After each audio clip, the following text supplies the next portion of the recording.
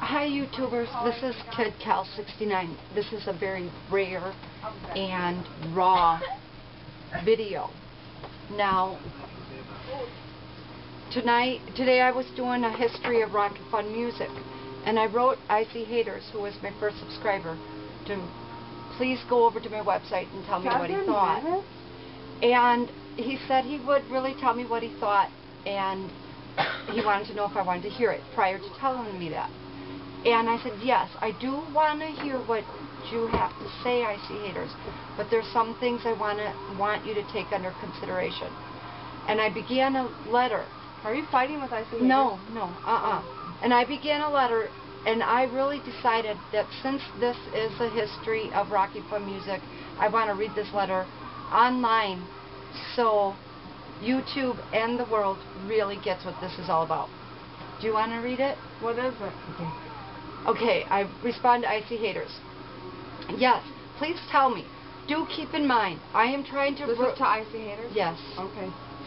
Do keep in mind, I am trying to run like a Suzanne Summers, Jenny McCarthy ditziness, because it is very important to keep rocking fun music real and raw. I have received many comments like, clean it up, don't smoke, don't say and no swearing, and get rid of the sleaze, laugh out loud.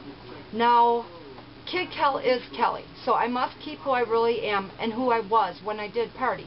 I really use the show as a tool to get other women and teens to see sobriety is fun. And this is the part of the letter I did not expect to write, and I feel it's something I'm kind of ready to share. Oh. Okay, I taught school, I lived the 9-to-5 life, and my spirit was cold. Of course, I drank again. I had been sober for 8 years and threw it all in because I was bored.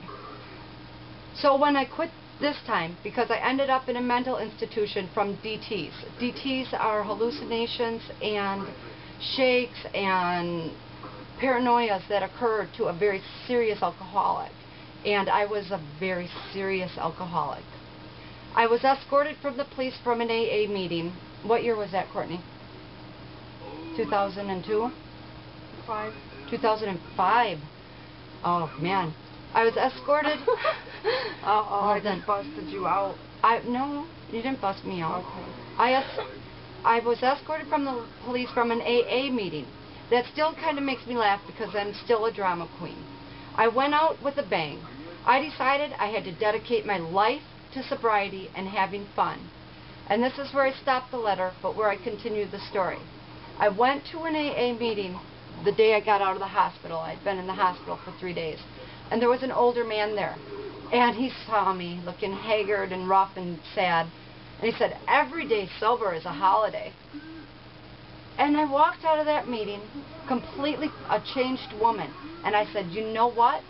If every day sober is a holiday, I am going to treat every day like Christmas, like Easter, like the 4th of July. And I'm going to live my life. And the next day I went to an AA meeting, and I'm like, what can I do to have fun?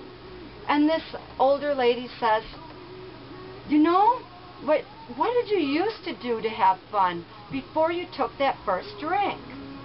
And I looked back on my life, and I thought, my best friends and I would sit in my bedroom with 400 rock albums, and we would turn those songs from Sweet Home Alabama to Conway Twitty and his daughter singing Joni, Joni, Please Don't Cry, to my brothers having Led Zeppelin cranked in the basement, my one brother having Rolling Stone cranked in the bedroom, my sister hiding her Bee Gees albums upstairs like they were freaking gold. And I walked down to the record store because these people at my house drove me nuts. And I was like, do you guys know how to get me out of this little town? Because I heard that Rob and Xander from Cheap Trick got out. And they're like, no. Rob and Xander from Cheap Trick didn't get out. His wife did. She married him, and she got the heck out of Burlington. So at that point, I decided if I married a rock star, I could get out of Burlington, Wisconsin. To the irony of it all, I left several times and came back to find out my true passion was not the rock star. It was the music. It was the rock. It was the energy, and it was the fabulous times and memories I have from just hearing a song. When I hear Back in Black, I think about the first time my cousins taught me to dance. When I hear You Shook Me All Night Long, I think about that first Pabst Blue Ribbon I opened and decided that AC/DC was the way to rock. So, it was not the alcohol that gave me my spirit, it was the music. Peace out, YouTubers and IC haters. Give me all you got. I'm ready, boy. Peace out. Okay.